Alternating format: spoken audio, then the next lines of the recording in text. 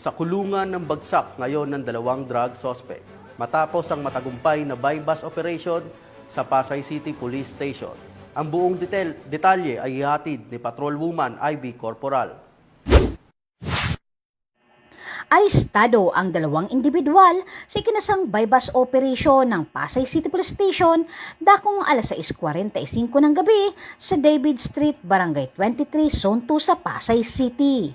Kinilala ang mga sospek na sina alias Chuk, 35 anyos, at alias Rhea, 32 anyos, na kapwa residente ng nasabing lugar.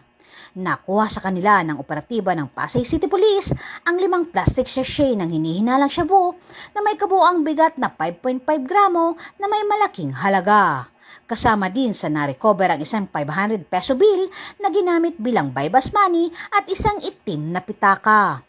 Kasalukuyang inihahanda ang mga kaukulang kaso laban sa mga sospek sa ilalim ng Republic Act 9165 o mas kilala bilang Comprehensive Dangerous Drug Act of 2002.